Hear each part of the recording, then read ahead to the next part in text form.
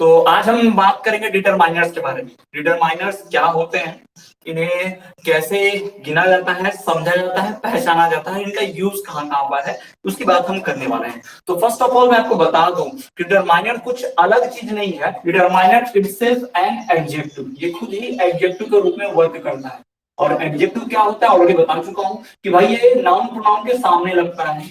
ठीक है, noun pronoun के सामने लग के उसकी वैल्यू बढ़ा देता है।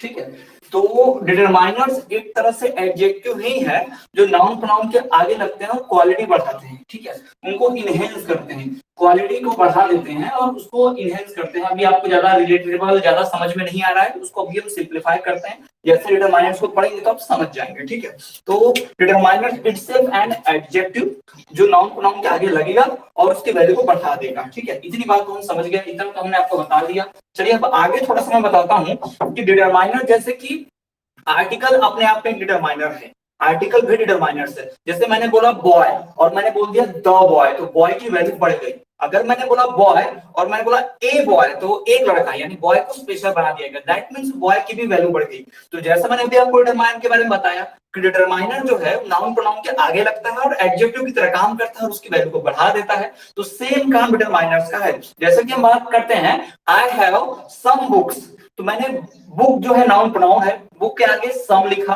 तो दैट मींस बुक की वैल्यू बढ़ा दी। कुछ बुक्स है ना, बुक्स मतलब कुछ बुक्स, तो बुक के बारे में कुछ खास बताना ही तो एडजेक्टिव है, वही तो डिटरमाइनर कहलाया, इसलिए डिटरमाइनर को एडजेक्टिव बोला जाता है। तो इस बात को ध्यान में रखिए कि नाउन प्रोनाउन के आगे लगने वाले शब्द को एडजेक्टिव तो कहते ही कहते हैं, साथ ही साथ उसे डिटरमाइनर भी कहते हैं। जी हाँ, आप जैसे जैसे बड़ी क्लासेस में जाएंगे वैसे वैसे आपको ये चीजें पढ़ने मिलेंगी, और आप छोटी क्लासेस से भी पढ़ते आ रहे हैं, लेकिन आपको कभी किसी टीचर ने नहीं समझाया, आपको टीचर ने ठीक से ये नहीं पढ़ाया कि दिस दैट दिस दोस कब लगाते हैं, कब दिस बोलना पड़ता है, कब दैट बोलना पड़ता है, कब टी ऐसी दिस बोलना पड़ता है, कब THO ऐसी दोस बोलना पड़ता है। जी हाँ, अक्सर आप इंग्लिश लिखते वक्त इस बात पे कंफ्यूजन होते हैं। तो आज हम यही कॉन्सेप्ट सीखेंगे, दिस दैट दिस दोस का, आर्टिकल का। आर्टिकल का तो ऑलरेडी हम पढ़ भी चुके हैं, लेकिन फिर से आपको जनरल इंट्रोडक्शन में दे ही दूंगा आपको। ठीक है, तो इस प्रकार से अब हम डिटरमाइनर के बारे में पढ़ने वाले हैं। तो आपको मैं ऑलरेडी बता दूं कि डिटरमाइनर के 9 टाइप्स होते हैं, 9 टाइप्स के डिटरमाइनर्स, और उनके एग्जांपल्स का मैंने टेबल जो है आपके यहाँ यही पर टीचमेंट ऐप में स्टडी मटेरियल में ऑलरेडी अपलोड कर दिया। आप चाहे तो वहां जाकर देख सकते हैं, वहां से डाउनलोड भी कर सकते हैं। जी हाँ, डिटरमाइनर का जो नोट्स है, डिटरमाइनर का जो टेबल है वो मैंने अपलोड कर दिया है, अब जाकर वहां पर देख सकते हैं स्टडी मटेरियल पे, इसी टीचमेंट ऐप पे आपको मिल जाएगा। क्लास के बाद आप जाकर देख लीजिएगा। ठीक है, तो डिटरमाइनर जो होते हैं वो 9 टाइप के होते हैं। पूरे डिटरमाइनर टोटल 9 टाइप के होते हैं। एक होता है प्रीडिटरमाइनर, दूसरा होता है आर्टिकल, तीसरा होता है डेमोन्स्ट्रेटिव, चौथा होता है पजेसिव, पांचवा होता है ऑर्डिनल, छठवा होता है ऑर्डिनल, सातवां होता है क्वांटिफायर्स, आठवां होता है डिस्ट्रीब्यूटिव्स और नौवां होता है इंट्रोगेटिव्स। अब हम शुरुआत से एक एक करके पढ़ेंगे। तो पहले बात करते हैं प्रीडिटरमाइनर की। तो एक बात ध्यान में रखिए कि प्रीडिटरमाइनर होता तो पहले डिटरमाइनर है, लेकिन इसको पढ़ते हैं सबसे आखिरी में। क्यों भाई? क्योंकि ये ऐसा डिटरमाइनर है जो दूसरे डिटरमाइनर के सामने लगता है। भाई आपको पहले डिटरमाइनर तो पहचानना आना चाहिए, इसलिए हम इस डिटरमाइनर को सबसे लास्ट में पढ़ेंगे, इसको अभी नहीं पढ़ेंगे। ठीक है, इसको सबसे लास्ट में पढ़ेंगे, पहले हम बाकी को पहचानना तो सीख लें। हम बात करते हैं आर्टिकल की। तो भाई सबको पता है ए एंड द, ठीक, 3 आर्टिकल होते हैं, ये सभी को पता है, और मैं ऑलरेडी आपको पढ़ा चुका हूं आर्टिकल के बारे में। अगर आपको याद नहीं है, अगर आप नहीं जानते वो आर्टिकल्स, तो भाई आप पढ़ सकते हैं। ठीक है, जाके आप वीडियो लेक्चर देख सकते हैं, आपको चैनल पे मिल जाएगी, रिकॉर्डिंग में भी आपको मिलेगी। ठीक है, आप चाहे तो देख सकते हैं।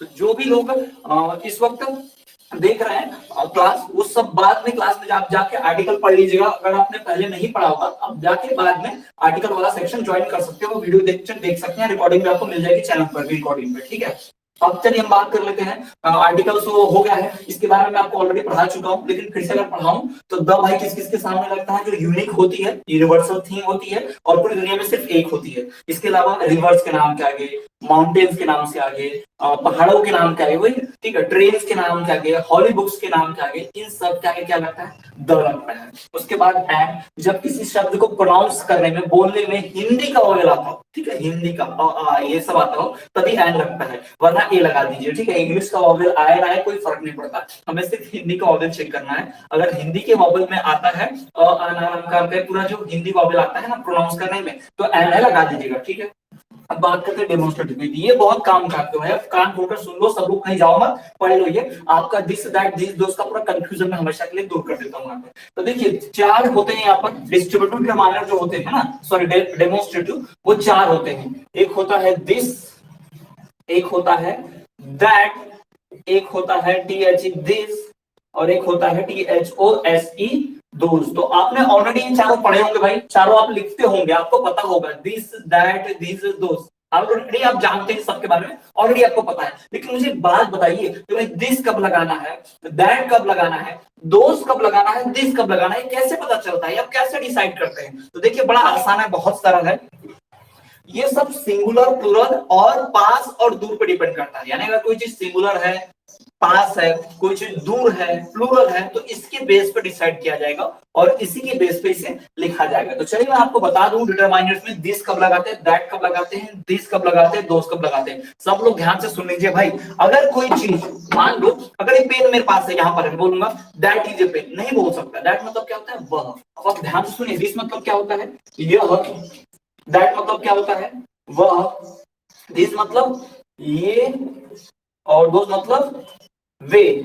अब ध्यान में रखिए भाई, अब ये जो यह वह है सिंगुलर के लिए है, इस बात को ध्यान में रखिए। अब ये वे जो है प्लूरल के लिए, याद रखिए ये दिस और दैट जो इस्तेमाल होता है सिंगुलर के लिए, इस बात को ध्यान में रखिए, सिंगुलर, ठीक है, काहे के लिए इस्तेमाल होता है, सिंगुलर। अब दिस और दोस जो इस्तेमाल होता है, काहे के लिए इस्तेमाल होता है, प्लूरल शब्द के लिए। यानी अगर मैं बोलूं जैसे कि ये एक पेन, आप बताओ मुझे सिंगुलर है प्लूरल है, सिंगुलर है, ठीक है, एक है, सिंगुलर है। तो मैं इसके लिए दिस और दोस इस्तेमाल कर सकता हूं क्या, बिल्कुल नहीं कर सकता।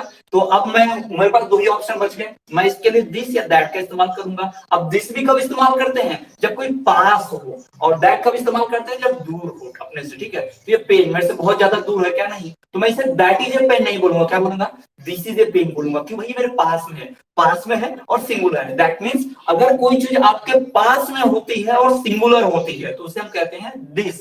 अगर कोई चीज सिंगुलर है लेकिन अपने से दूर है, देखो दूर है, पेन को मैं ऐसा दूर कर देता हूं, तो ये क्या हो गया, दैट इज ए पेन, क्यों भाई मुझसे दूर है लेकिन सिंगुलर तो है। जो सिंगुलर है तो दिस पास में, सिंगुलर है दूर है, दैट क्योंकि सिंगुलर है, इसे दैट बोल दिया। तो इस बात को ध्यान में रखिए, अगर कोई चीज सिंगुलर होती है और आपसे पास होती है तो आप उसे दिस बोलते हैं, दिस इज ए पेन। अगर कोई चीज सिंगुलर है और आपसे दूर है तो आप उसे कहेंगे दैट इज ए पेन। तो भाई इस तरह से दिस दैट का इस्तेमाल होता है। आई होप आपको समझ में आया होगा कि दिस और दैट को कब इस्तेमाल करते हैं, ठीक है। तो ये तो बात हो गई भाई दिस और दैट, कि दिस कब लगेगा, दैट कब लगेगा। चलिए अब हम बात करते हैं कि दिस और दोस कब लगेगा। अब देखिए भाई पहले मैंने आपको बता दिया दिस दैट सिंगुलर के लिए लगता है, ठीक। तो भाई दिस और दोस काय के लिए लगेगा, प्लूरल के लिए लगेगा ना। जब दिस दैट सिंगुलर के लिए लगेगा तो दिस और दोस भी तो प्लूरल के लिए लगेगा ना, क्योंकि ऑलरेडी लिखा हुआ मैंने यहाँ पर ये वे, तो प्लूरल मतलब एक से ज्यादा, ठीक है, प्लूरल मतलब एक से ज्यादा। अब मैं इसे दिस इज पेन्स नहीं बोल सकता, अब दिस आर बोलना पड़ेगा, क्योंकि आपको पता है ARE जो लगाते हैं वो प्लूरल के लगाते हैं, सिंगुलर के लिए इज लगाते हैं, ठीक है। तो मैं इसको क्या बोलूंगा, दिस आर पेन्स, नहीं भाई दिस नहीं बोल सकता, दैट आर पेन्स ये भी नहीं बोल सकता, क्यों, क्योंकि प्लूरल है, दिस दैट तो मैं लगा ही नहीं सकता। अब ये मेरे पास में है, ठीक है, नियर है, प्लूरल बोलूंगा this are pens, THESE, this are pens, ठीक है, दिस आर पेन्स, क्योंकि मेरे पास में है लेकिन प्लूरल है। अब मुझसे दूर रहेंगे मान लीजिए, ठीक है, दोस आर पेन्स, वो पेन है, ठीक है, वे पेन है, दोस आर पेन दूर है। तो कहने का मतलब ये है सीधा सीधा कि अगर कोई चीज आपसे पास में होती है, ठीक है, अब मैं यहाँ पर आपको क्लियरली समझाता हूँ आसान शब्दों में, देखो यहाँ पर, ठीक है, these are pens, those are pen, this is pen, that is a pen। देखो अगर कोई चीज सिंगुलर है, ध्यान रखो, अगर कोई चीज सिंगुलर है और पास है, नियर, नियर मतलब तो समझता है ना पास, अगर कोई चीज सिंगुलर है और नियर है तो दिस लगाओ। अगर कोई चीज सिंगुलर है, ठीक है, अगर कोई चीज सिंगुलर है और आपसे दूर है, दूर मतलब पार, पार मतलब दूर होता है ना, पार, FAR, पार मतलब दूर। अगर कोई चीज सिंगुलर है, पास है तो दिस लगाओ। अगर कोई चीज सिंगुलर है और दूर है अपने से तो भाई दैट लगाओ। और अगर कोई चीज प्लूरल है, ठीक है, अगर कोई चीज प्लूरल है और अपने पास में है तो भाई दिस लगाओ, THESE, दिस। और अगर कोई चीज प्लूरल है मतलब एक से ज्यादा है और अपने पास में है, तो क्या लगाओ भाई, दोज लगाओ। तो इस बात को ध्यान में रखिए, इन शब्दों को ध्यान में रखिए। अगर कोई चीज एक होती है, ठीक है, संख्या में, और अपने पास होती है, तो उसे हम दिस कहते हैं। अगर कोई चीज भाई पास में होती है, सॉरी दूर होती है और सिंगुलर होती है, तो हम दैट लगाते हैं। दिस दैट, पास है तो दिस, दूर है तो दैट, दिस दैट, ठीक। दिस दोस, दिस मतलब जो प्लूरल होगी, एक से ज्यादा होंगे लेकिन पास में होंगे, ठीक है। तो सिंपल सिंपल मैं बहुत आसानी से पेन से बार बार एग्जांपल दिखाता हूं। दिस इज ए पेन, क्योंकि एक है पास में है। दैट इज ए पेन, एक है और दूर है, देख लो सिंगुलर है और दूर है, तो दैट इज ए पेन। अब मेरे पास दो पेन है मान लो, ठीक है, तो दो है मतलब प्लूरल हो गया भाई, और नियर हो गया तो क्या होगा, दिस, प्लूरल है तो दिस आर पेन्स, ठीक, दोज आर पेन्स। तो आई होप कि आपको अब समझ में आ गया होगा कि भाई दिस कब इस्तेमाल करते हैं, दैट कब इस्तेमाल करते हैं, दिस कब इस्तेमाल करते हैं, दोस कब इस्तेमाल होते हैं, ठीक है। अब आज के बाद आप इंग्लिश लिखते वक्त, अंग्रेजी लिखते वक्त, कभी भी जब भी आप क्वेश्चन आंसर्स लिख रहे होंगे, सेंटेंस बना रहे होंगे, ऐसे लिख रहे होंगे, एप्लीकेशन लिख रहे होंगे, भाई कभी भी इनमें कंफ्यूज मत होना, गलती मत कर देना। आप कहोगे जो भी चीजें आप कहनी होगी, जो भी आप लिख रहे होंगे इंग्लिश में, तो इन खास बातों का जरूर ध्यान रखना भाई, दिस दैट दिस दोस का ध्यान जरूर रखना, ठीक, हमेशा आपको ध्यान रखना पड़ेगा। और कोई ज्यादा हार्ड नहीं है, बस पहचानो ना सिंगुलर है कि प्लूरल है। सिंगुलर है तो भाई दिस दैट लगने वाले हैं, प्लूरल है तो दिस दोस लगेंगे। अगर सिंगुलर है तो दिस और दिस लगेंगे, ठीक है, और प्लूरल है तो भाई दोस लगेगा, दोस और दैट, ठीक है, दो ही लगेगा, दिस दोस ही लगेगा। अब एक मैं और आइडिया आपको बताता हूँ। सिंगुलर मतलब कम होता है, कम संख्या में ना एक, प्लूरल मतलब ज्यादा। तो दिस और दैट में देखो चार चार स्पेलिंग है, ठीक है, चार चार वर्ड, लेकिन दिस और दोस में पांच है, मतलब ये प्लूरल है, ज्यादा है तो प्लूरल है, तो इसमें तो दिस और दोस प्लूरल होते हैं और दिस दैट सिंगुलर होते हैं। तो ये भी आसान है पहचानने का तरीका, अगर आपको याद नहीं रहेगा तो ट्रिक है, आप पहचान में रख सकते हैं। तो यहाँ पर मैंने आपको दिस दैट दिस दोस के बारे में बता दिया। अगर कोई चीज सिंगुलर है, पास में है, तो दिस लगाओ। अगर कोई चीज सिंगुलर है और दूर है अपने से, तो दैट लगाओ। अगर कोई चीज प्लूरल है अपने पास में है तो दिस लगाओ। अगर कोई चीज प्लूरल अपने से दूर है तो दोस लगाओ। तो आई होप आपको क्लियर हो गया होगा, ठीक है, क्लियर हो गया सबको। तो चलिए आगे बढ़ते हैं और दूसरा हम लोग पढ़ेंगे। आगे चलते दूसरा डिटरमाइनर स्टडी करते हैं हम लोग। तो ये हो गया हमारा डेमोन्स्ट्रेटिव डिटरमाइनर्स, इसकी बात हमने कर ली। अब हम बात करेंगे पजेसिव डिटरमाइनर की। पजेसिव क्या होता है, ठीक है, तो ये बात ध्यान रख लीजिए आप। इसके नोट भी आपको मिल ही जाएंगे बढ़िया से, आपको चिंता करने की जरूरत नहीं है। और इसके नोट नहीं भी रखता, बहुत आसानी से ध्यान में रख सकते हो, ठीक है। तो ये होगा भाई पजेसिव डिटरमाइनर की बात करते हैं। जब डेमोन्स्ट्रेटिव हो गया, आर्टिकल भी पढ़ लिया हमने, डेमोन्स्ट्रेटिव भी पढ़ लिया। अब हम बात करते हैं पजेसिव डिटरमाइनर की। पजेसिव डिटरमाइनर क्या होता है, ठीक है। पजेसिव का मतलब है पर्सनल, इस बात को ध्यान रखिए। पजेसिव का मतलब क्या होता है, पर्सनल। पजेसिव मीन्स होता है पर्सनल, ठीक है, व्यक्तिगत, जिसे कहते हैं व्यक्तिगत। अब इतना हिंदी में जाने की जरूरत नहीं है आपको, ज्यादा शुद्ध हिंदी मत समझो, आजकल के जनरेशन शुद्ध हिंदी समझते ही नहीं है। पजेसिव मतलब होता है भाई पर्सनल, ठीक है, पर्सनल, खुद का, व्यक्ति का, इसलिए व्यक्तिगत कहते हैं, ठीक है। अब एक बात में ध्यान रखो भाई कि कभी भी जब कुछ आप बोलते हो, जैसे मान लो आपको बताना है कोई शब्द को, जैसे कि पेन किसका है, ये पेन मेरा है, तो मैं इसे इंग्लिश में बोलूंगा दिस इज माय पेन। तो मुझे बताओ दिस इज माय पेन में कौन से शब्द ने बताया कि ये पेन मेरा है। दिस इज माय पेन, कौन से शब्द ने बोला कि ये पेन मेरा है भाई, बताओ कौन से शब्द ने बोला, माय शब्द ने बोला, है ना, बिल्कुल सही, माय शब्द ने बोला। माय मींस मेरा, तो ये जो माय है ये क्या हो गया भाई, पजेसिव हो गया। अगर मैं बोलूं दिस इज योर पेन, तो भाई कौन से पेन ने बताया कि, शब्द ने बताया कि तुम्हारा पेन है, योर ने बताया, my, your, this is our class, ठीक है, कौन से शब्द ने बताया कि क्लास हमारी है, आवर ने बताया। तो याद रखिए ऐसे शब्द जो किसी व्यक्ति के साथ बताते हो रिलेशन, बिलोंगिंग बता देते हो, भाई ये पेन मेरा है, कौन है इसका मालिक, मैं हूं। ये पेन आपका है, कौन इसका मालिक, आप हो। ये क्लास हमारी है, कौन है इस क्लास के मालिक, कौन इस क्लास को चला रहे हैं, आप और मैं चला रहे हैं, तो हम मिलकर, ठीक है, दैट मीन्स अवर। तो इस तरह के जो शब्द होते हैं, माय, आवर, इट्स, उसका, इसका, देयर, है ना, उनका, तो इस तरह के जो शब्द होते हैं ये कहलाते हैं पजेसिव डिटरमाइनर। तो कॉन्सेप्ट समझिए, पजेसिव डिटरमाइनर मतलब पर्सनल डिटरमाइनर्स। इन्हें आप पर्सनल प्रोनाउन के नाम से भी शायद कभी पढ़े होंगे, इसे पर्सनल प्रोनाउन भी कहते हैं और ये पर्सनल पजेसिव डिटरमाइनर्स भी है, इस बात को ध्यान में रखिए। तो बहुत आसान है पहचानना, पजेसिव का मतलब होता है पर्सनल। पर्सनल डिटरमाइनर क्या होता है, पजेसिव डिटरमाइनर क्या होता है, वो डिटरमाइनर होता है, वो शब्द होता है जो रिलेशन बताता हो किसी के साथ। अब जैसे दिस इज माय पेन, तो ये पेन मेरा है, तो किस शब्द ने बताया कि पेन मेरा? भाई कैसे पता चलेगा रिलेशन मेरा और पेन का? माय शब्द ने बताया कि भाई ये पेन ये इनका है, उनका है, माय ने बता दिया दिस इज हर पेन, ये उसका पेन है भाई, ये लड़की, हर बोला मैंने मतलब लड़की का होगा, ठीक है। दिस इज आवर पेन, किस शब्द ने बताया कि हमारा पेन है? तो आवर ने बताया। तो इसी तरह से my, our, her, their, its, our, इस तरह के जो शब्द होते हैं ना, ये रिलेशन बताते हैं, बिलोंगिंग बताते हैं, किसका किसको बिलोंग कर रहा है, क्या किसका है, कौन किसका नहीं है। ये जो शब्द होते हैं ना, यही चीजें जो है पॉजिटिव डिटरमाइनर कहलाती है, ठीक है। इसे ही पॉजिटिव डिटरमाइनर कहलाते हैं, ठीक है। आई होप आपको समझ में आ गया होगा कि पॉजिटिव क्या है, यानी ऐसा शब्द जो बताए कि कौन सी चीज किसकी है, ठीक है, तो उसे ही कहते हैं पॉजिटिव डिटरमाइनर, ठीक। This is our pen, this is my pen, my, our, this is her pen, her, this pen belongs to him. अब किस शब्द ने बोला कि पेन किसको बिलोंग करता है? हिम ने बोला ना भाई, this pen belongs to him ने बोल दिया। तो ये हर, हिम, जो इस तरह के शब्द होंगे जो व्यक्ति का रिलेशन बताएंगे उस चीज के साथ, तो उसे कहेंगे पॉजिटिव डिटरमाइनर। तो आई होप कि आपको पॉजिटिव डिटरमाइनर भी क्लियर हो गया होगा। तो चलिए हम बात करते हैं आगे, दूसरे डिटरमाइनर की बात करते हैं। पॉजिटिव डिटरमाइनर हो गया यहाँ पर।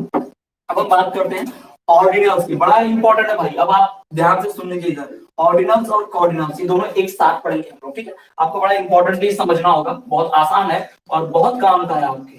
ऑर्डिनल्स और है कोऑर्डिनल्स, ऑर्डिनल्स और कोऑर्डिनल्स, ठीक है। तो देखो भाई, ऑर्डिनल्स में क्या आता है, इस तरह से रैंक आती है, ठीक है। फर्स्ट, सेकंड, नेक्स्ट, लास्ट, ये सब आते हैं, ठीक है। और कोऑर्डिनल्स में क्या आता है? 1, 2, 100, करोड़, लाख, एक्सेट्रा, ठीक है। अब इसमें फर्क देखो भाई, फर्क देखो आपको, देखो फर्स्ट जो होता है, सेकंड जो होता है, नेक्स्ट होता है, लास्ट है, ये रैंक है, इस बात को ध्यान में रखिए, ठीक है। और ये जो है 1, 2, 3, 100 करोड़ जो भी दिख रहा है आपको, ये मैथमेटिकल नंबर है, तो इस बात को ध्यान रखिए। ऑर्डिनल जो होते हैं ये सीरीज बताते हैं, रैंक बताते हैं, और कॉर्डिनल जो होते हैं ये नंबर बताते हैं, क्वांटिटी बताते हैं। तो ऑर्डिनल जो होंगे वो क्या बताएंगे? क्वांटिटी। 1 बोला तो 1 ही होता भाई, और मैंने फर्स्ट बोल दिया तो फर्स्ट में ज्यादा भी हो सकते। मान लो क्लास में 3 लोगों का 90% बन गया, तो कितने लोग भाई आए रैंक फर्स्ट पे? 3 लोग आ गए ना, तो दैट मीन लेकिन तीनों क्या फर्स्ट ही तो है ना, कोई फर्स्ट सेकंड थर्ड ऐसा थोड़ी है, तीनों के तीनों फर्स्ट रैंक पर ही हैं। तो इस बात को ध्यान में रखिए भाई कि ऑर्डिनल्स का मतलब होता है रैंक, सीरीज में होता है। अब देखो फर्स्ट आने के लिए क्या चाहिए आपको भाई? कुछ लोग चाहिए, आप रेस में अकेले दौड़ोगे, ठीक है, तो आप फर्स्ट नहीं आ सकते। इस बात को आप ध्यान में रखिए भाई कि ऑर्डिनल्स कोऑर्डिनल जो है एक क्वांटिटी और एक सीरीज बताते हैं। तो ऑर्डिनल्स क्या बताता है? फर्स्ट, सेकंड, नेक्स्ट, लास्ट, ठीक है। मैंने बोला first, second, third, fourth. Actually मैं थोड़ा सा हिंट दूं आपको, ट्रिक बताऊं तो, जो रोमन नंबर होता है, रोमन नंबर तो आप जानते होंगे है ना, ऐसा आई, डबल आई है ना, ट्रिपल आई, ये जानते होंगे आप। तो ये रैंक बताने वाले हैं भाई, रैंक बताने वाले, और लिखते भी तो ऐसा ही है ना, फर्स्ट, सेकंड, थर्ड, तो ये रैंक तो बताते हैं। तो इस तरह के जो शब्द होते हैं ना, उसे हम क्या कहते हैं? ऑर्डिनल्स कहते हैं। ऑर्डिनल्स जो हमें रैंक बताते हो, सीरीज में रैंक। फर्स्ट आने के लिए आपके साथ कोई एक और व्यक्ति भी होना चाहिए, कम से कम 2 व्यक्ति। मान लो 2 लोग रेस में दौड़े, तो एक फर्स्ट आएगा, एक लास्ट आएगा, है ना, एक सेकंड आएगा भाई। तो भाई इस बात को ध्यान रखिए, ऑर्डिनल्स में क्या चाहिए? एक से ज्यादा ही चाहिए, सीरीज चाहिए अपने को, सीरीज, ठीक है, एक से ज्यादा, तभी हम बता पाएंगे कौन फर्स्ट है, कौन सेकंड है, कौन नेक्स्ट है, कौन लास्ट है। मान लो क्लास में सिर्फ एक व्यक्ति बैठा है, तो मैं क्या बोलूंगा? दैट लास्ट बॉय, नहीं बोल सकता। दैट फर्स्ट बॉय नहीं बोल सकते ना, क्योंकि एक ही तो बैठा है, क्या उसको फर्स्ट बोलेंगे, क्या उसको लास्ट बोलेंगे? लेकिन हाँ 4-5 लोग बैठे हैं, तो सबसे आखिर में जो बैठा होगा लास्ट बेंच का बॉय, ठीक है, और पहले तो बैठा होगा फर्स्ट बेंच का बॉय, ऐसा हम बोलेंगे। तो भाई ये जो ऑर्डिनल्स है, फर्स्ट, सेकंड, नेक्स्ट, लास्ट, ये बताने के लिए हमारे पास सीरीज होनी चाहिए, पूरा नंबर होना चाहिए, ठीक है। जबकि कोऑर्डिनल्स बताने के लिए हमारे पास क्या होना चाहिए? एक फिक्स क्वांटिटी हो जानी चाहिए, नंबर, जैसे कि 1, 2, 3, 4, 5, 6। अब मैं आपको एक और आइडिया देता हूँ। ऑर्डिनल जो है ये हमें फिक्स्ड रैंक बताते हैं, ठीक है। इसमें रैंक फिक्स होती है, क्वांटिटी अनफिक्स। मतलब एक रैंक फिक्स है, फर्स्ट मतलब फर्स्ट होगा भाई, फर्स्ट मतलब पहला रैंक, याद रखिएगा। सेकंड मतलब सेकंड रैंक। अब सेकंड रैंक में कितने भी लोग आ सकते हैं? 3 लोगों ने 85% ला लिया, 5 लोगों ने 85% ला लिया, तो पांचों का रैंक सेकंड है। मतलब क्वांटिटी कितनी हो सकती है? कितने लोग भी सेकंड आ सकते हैं, यानी क्वांटिटी अनफिक्स है। ठीक है। यहाँ कुछ पता नहीं चल रहा क्वांटिटी के बारे में, कितनी संख्या है पता नहीं चल रहा, लेकिन कोऑर्डिनेट्स में 1 बोला तो 1, अगर 2 केजी बोला तो भाई 2 ही केजी, ज्यादा नहीं। अगर मैं बोला फर्स्ट केजी तो फर्स्ट केजी तो हो ही नहीं सकता ना, ये बता ही नहीं सकते। तो जब आपको फिक्स क्वांटिटी बतानी हो, एकदम एग्जैक्ट संख्या बतानी हो, तब आप इस्तेमाल करते हैं कोऑर्डिनेट्स का। और जब आपको क्वांटिटी नहीं रैंक बतानी हो, भाई रैंक बतानी हो आपको, ठीक है, जब आपको रैंक बतानी हो तब आप इस्तेमाल करेंगे ऑर्डिनल्स का, ठीक है। इस बात को ध्यान में रखिए। जब आपको फिक्स रैंक बतानी है तो ऑर्डिनल्स लिखिए, जब आपको फिक्स क्वांटिटी बतानी है तो कोऑर्डिनल्स लिखिए, ठीक है। इसी बात का आप ध्यान रखिए। Ordinals first second next last, cardinals 1 to 100 crore etcetera, ठीक। तो इस प्रकार से हम लोग ऑर्डिनल्स और कोऑर्डिनल्स की बात करते हैं। और इसमें आपको ध्यान एक ही चीज रखनी है, क्या ध्यान रखनी है? पहला, ऑर्डिनल्स मतलब अनफिक्स्ड क्वांटिटी फिक्स्ड रैंक, ठीक। फिक्स्ड रैंक अनफिक्स्ड क्वांटिटी, ये ऑर्डिनल्स है। और कोऑर्डिनल्स में क्या होता है भाई, यहाँ पर रैंक अनफिक्स हो सकती है, क्वांटिटी फिक्स होती है। मान लो फर्स्ट रैंक है तो फर्स्ट रैंक पे भाई क्या होगा, कितने भी लोग आ सकते हैं, ठीक। क्वांटिटी यहाँ पे क्या है, फिक्स है, लेकिन रैंक अनफिक्स है। मुझे बताओ, अगर मैं बात करूं फर्स्ट बेंच पे कितने भी लोग बैठ सकते हैं, ठीक। अगर मैं बात करूं लास्ट बेंच पे भी 2 बैठे होंगे, सेकंड बेंच पे भी बैठे होंगे, उतने बैठे होंगे, यानी कि क्वांटिटी यहाँ पर फिक्स है, लेकिन जो रैंक है वो अनफिक्स होती है यहाँ पर, ठीक है। रैंक कुछ भी हो सकती है, ठीक है। तो इस बात को ध्यान रखिए। हो सकता है फर्स्ट रैंक पे 2 लोग आए हों, सेकंड रैंक पे भी 2 लोग आए हों, थर्ड रैंक पे भी 2 लोग आए हों, तो रैंक भाई क्या होती है, यहाँ पर अनफिक्स होती है, यहाँ पे क्वांटिटी फिक्स होती है। और यहाँ पर क्या होता है, रैंक फिक्स होती है, क्वांटिटी अनफिक्स होती है। तो वाइस वर्सा है, उल्टा है, इस बात को ध्यान में रखिए, ठीक है। तो इसे कहते हैं ऑर्डिनल्स और कोऑर्डिनल्स। तो चलिए अब हम आगे बात करेंगे, अगले हमारे जो 3 डिटरमाइनर बच गए उनकी बात हम कर लेते हैं। तो ये है ऑर्डिनल्स कोऑर्डिनल्स, आपको चिंता करने की जरूरत नहीं है, आपको नोट्स मिल जाएंगे इसके भी, ठीक है। और डिटरमाइनर बहुत काम के हैं। जब भी आप कहीं इंग्लिश लिखते हैं, अपने मन से आप क्वेश्चन आंसर्स लिखते हैं, ऐसे लिखते हैं, अक्सर आपके मन में प्रॉब्लम आती है कैसे लिखना है, सही आंसर कैसे लिखे, करेक्ट कैसे लिखे, तो यही से डिफिकल्टी होगी, ठीक। तो ये हो गए भाई ऑर्डिनल्स कोऑर्डिनल्स। अब हम बात करते हैं क्वांटिफायर्स की, ठीक है। तो भाई क्वांटिफायर्स की बात करो, बड़े आसान है क्वांटिफायर्स, ठीक है। क्वांटिफायर्स बहुत आसान, क्वांटिफायर्स नाम में क्या है, क्वांटिटी, तो क्या बताएंगे, संख्या बताएंगे। बट फिक्स बात ये है कि यहाँ पर जो क्वांटिटी है वो अनफिक्स होती है। फिक्स ये है कि क्वांटिटी अनफिक्स है, दैट मींस मुझे पता तो चलेगा कि क्या बात हो रही है, कितनी बात हो रही है, लेकिन एग्जैक्टली नहीं पता चलेगा। जैसे मैं आपको कहूं आई हैव फ्यू बुक्स, ठीक है, आई हैव फ्यू बुक्स, तो दैट मीन्स क्या हुआ कि मेरे पास बहुत सारी किताबें हैं, ऐसा हुआ क्या? नहीं। फिर मतलब क्या होता है, कुछ किताबें हैं। अब कुछ मतलब क्या, 10 भी हो सकती है, 15 भी हो सकती है, लेकिन 1000 किताबें हो सकती है क्या? 1000 किताबों को फिर थोड़ी बोलेंगे भाई, बहुत सारा बोलेंगे, लॉट ऑफ बोलेंगे उसको हम। फ्यू का मतलब ये तो पता चला कि थोड़ी सी किताबें, लेकिन कितनी थोड़ी सी नहीं पता चला। अगर 10 किताबें तब भी थोड़ी सी होती है, 8 किताबें तब भी थोड़ी सी होती है। दैट मीन्स यहाँ पे क्वांटिटी पता चल रही है कि आधा कैसा है, दैट मीन्स आधा दूर पता चल रहा है अपने को, कम है, लेकिन कितना कम है ये पता नहीं चल रहा। तो भाई ऐसे शब्द जो क्वांटिटी बताएं लेकिन फिक्स क्वांटिटी नहीं बताएं, तो उसे हम कहते हैं क्वांटिफायर। जैसे कि मैंने कहा there is little water in the glass, है ना, ग्लास में थोड़ा पानी है। अब लिटिल का मतलब छोटा नहीं होता, यहाँ पर यहाँ लिटिल का मतलब है थोड़ा। कई लोग जिन्हें इंग्लिश के बारे में पता नहीं है उनका मतलब होता है लिटिल मतलब छोटा, यहाँ लिटिल का मतलब छोटा नहीं है, यहाँ लिटिल का मतलब थोड़ा है। There is little water in the glass, या फिर there is some water in the glass, glass में कुछ पानी है, ठीक है। अब कितना है, आधा भी हो सकता है, आधे से कम भी हो सकता है, ठीक है, ये हमें पता नहीं है। तो इस प्रकार से हमें क्वांटिटी तो पता चलेगी कम है, पूरा ग्लास भर के नहीं है, इतना पता चल गया है ना, ग्लास भर के है ये पता हमें चलेगा, ग्लास भर के नहीं है, ग्लास खाली है ये भी हमें पता नहीं चला ना। तो कुछ ऐसे शब्द होते हैं जो हमें क्वांटिटी बताते हो, कम है ज्यादा है कितना पता चलता है, लेकिन कितना है ये एग्जैक्टली नहीं पता चलता। मैंने कहा आई हैव फ्यू बुक्स, पता चल गया थोड़ी किताबें, लेकिन कितनी, 10 11 8 तो नहीं पता चला। आई हैव सम बुक्स, पता चला मेरे पास कुछ किताबें हैं, कितनी नहीं पता चला। आई हैव मोर बुक्स, मेरे पास ज्यादा किताबें, कितनी ज्यादा भाई, 1 लाख 2 लाख 100 200 300 नहीं पता चला। तो सम मतलब मोर मतलब ज्यादा, सम मतलब कुछ, फ्यू मतलब कुछ, लेकिन कितना कुछ कितना ज्यादा नहीं पता चला, ठीक है। I have little water in my bottle, मेरे वाटर बॉटल में थोड़ा सा पानी है। अब कितना पानी है, किसी दोस्त ने पूछा कितना पानी है, थोड़ा सा पानी बचा है। कितना थोड़ा सा, आधी बोतल भी बची रहती है तब भी कुछ लोग बोलते हैं, कंजूस लोग अपने दोस्त को पानी नहीं देते, बोलते कि नहीं थोड़ा सा बचा हुआ, जबकि आधा बोतल बचा रहेगा। तो भाई कुछ मतलब क्या होता है, कुछ भी हो सकता है, थोड़ा सा मतलब कुछ भी हो सकता है, ठीक है। क्वांटिटी ऑफ थिंग्स पता नहीं चल रही, तो इसी बात को ध्यान में रखना है।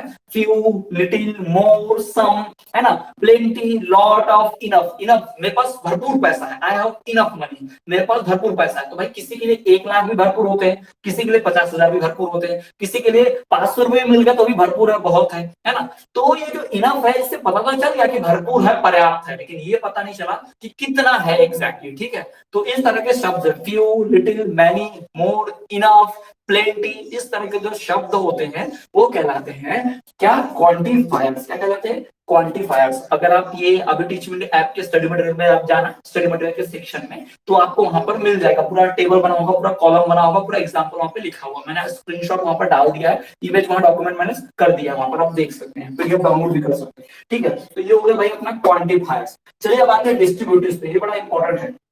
जैसे डेमोन्स्ट्रेटिव था ना, वैसे ही डिस्ट्रीब्यूटिव बड़ा इंपॉर्टेंट है, डिस्ट्रीब्यूटिव, ठीक है। तो डिस्ट्रीब्यूटिव हमारे भाई 4 होते हैं, जैसे डेमोन्स्ट्रेटिव 4 होते थे, वैसे डिस्ट्रीब्यूटिव भी 4 होते हैं। कौन से 4 भाई, each, every, either, neither.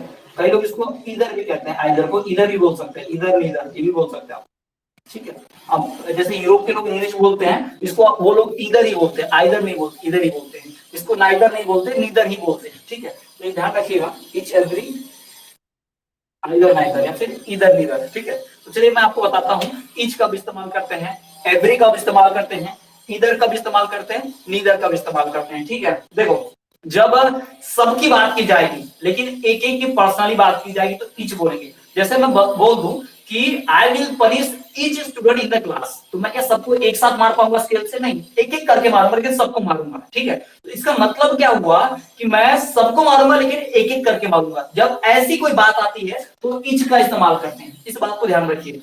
All plus one by one, ठीक है।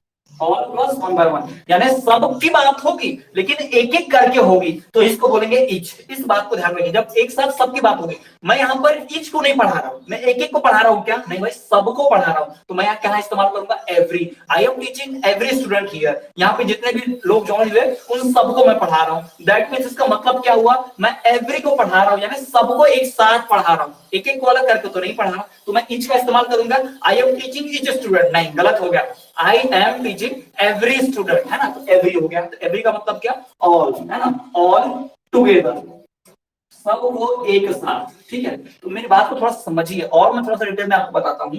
जब हम क्या करते हैं, सबकी बात करते हैं लेकिन एक एक करके सबकी बात करते हैं, तो ईच लगाते हैं। जैसे मैं अगर सबको पनिशमेंट देना चाहूं तो मैं क्या करूंगा, सबको मारूंगा लेकिन एक एक करके मारूंगा। 30 लड़के तो 30 को मारूंगा, लेकिन पहले 1 2 3 ऐसे पहुंचते जाऊंगा, तो ये ईच लगाएंगे। लेकिन अगर मुझे कुछ नोटिस देना है, कुछ बोलना है, कुछ डांटना है, तो मैंने एवरी स्टूडेंट को डांटा, मैं सबको बोल दिया तुम सब नालायक हो। मैंने एक एक के पास मुंह ले जाके नहीं बोला तू भी नालायक है, तू भी नालायक है, तू भी नालायक है, ऐसे नहीं, तुम सब नालायक हो, एक साथ बोल दिया मैंने फट से। तो मैंने एक एक करके नहीं बोला, सबको बोल दिया, पूरी क्लास को एक साथ। तो ये कैसे बोला मैंने, एवरी का इस्तेमाल करते हुए, है ना। ऑल एवरी स्टूडेंट इज नालायक, ऐसा बोल दिया मैंने, नालायक मींस नॉट यूजेबल, ऐसा कुछ बोल दिया, तो ठीक है, ऐसे मत लीजिएगा, ठीक है। तो एवरी का मतलब क्या होगा भाई, जब सबकी बात एक साथ करो तो एवरी, जब सबकी बात करो लेकिन एक एक करके करो तो ईच।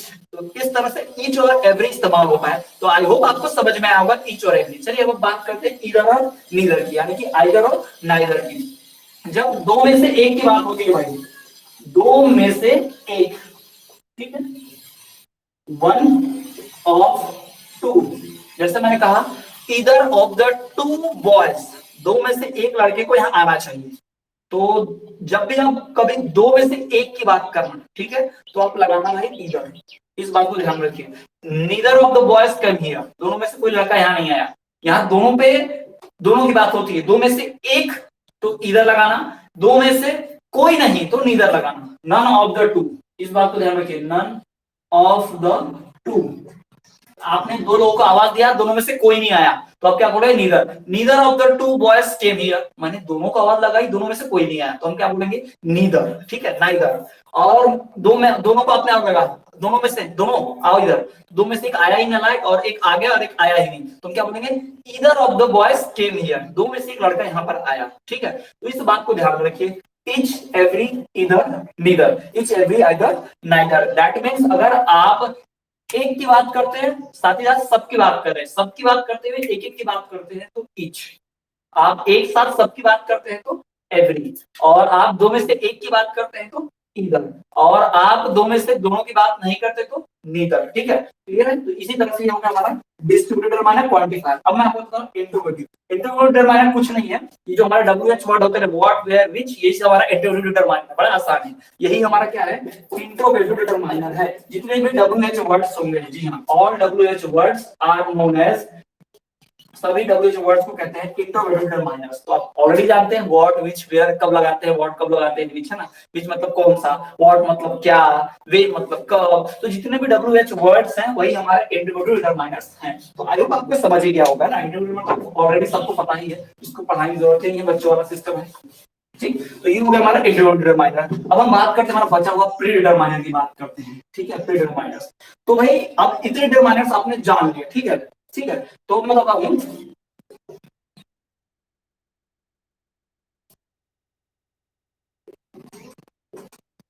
अब इस सेंटेंस को पढ़ो, इस सेंटेंस को पढ़ो, few of the boys were shouting. ठीक है, अब ये, जब मैंने आपको ऑलरेडी बताया था प्री डिटरमाइनर क्या होता है, जब दो डिटरमाइनर एक साथ आते हैं तो उसको प्री डिटरमाइनर बोलते हैं। प्री डिटरमाइनर कोई अपने आप में स्पेशल शब्द नहीं होता है, कोई भी दो डिटरमाइनर एक साथ आ गए तो उसको प्री डिटरमाइनर बोल देंगे। ठीक है, तो यहाँ पर देखिए, और यहाँ पर डिटरमाइनर ढूंढिए, आर्टिकल पे डिटरमाइनर होता है, यहाँ पे दो आर्टिकल है। ठीक है, और मैंने आपको ऑलरेडी बताया था फ्यू, फ्यू मतलब क्या होता है? थोड़ा कुछ, तो यहाँ पे फ्यू आ गया। तो एक साथ दो डिटरमाइनर आपको दिख रहा है भाई, तो बताओ मुझे इसमें से कौन सा वाला प्री डिटरमाइनर होगा? ये वाला, जी हाँ करेक्ट, तो ये वाला प्री डिटरमाइनर है। यानी कि जब दो डिटरमाइनर एक साथ दिखे तो सबसे पहले वाले को क्या बोल देते हैं? Pre determiner. एक्चुअली में फ्यू जो है ना, ये हमारे लिए क्या था? क्वांटिफायर था। मैंने आपको बताया था ना, I have few books, quantifier था, और ये आर्टिकल था। लेकिन जब दोनों एक साथ जुड़े, क्वांटिफायर भी आया, आर्टिकल भी आया, तो पहले जो आ गया वही हमारे लिए क्या हो गया? प्री डिटरमाइनर हो गया। अगर मान लो द इधर होता, फ्यू इधर होता, तो हमारे लिए द प्री डिटरमाइनर होता। तो आपको समझ में आ गया होगा जो कि प्री डिटरमाइनर किसे कहते हैं। जब दो डिटरमाइनर एक साथ आते हैं, इसमें all the boys, all the boys, all भी क्या है भाई? क्वांटिफायर है ना, सब के सब।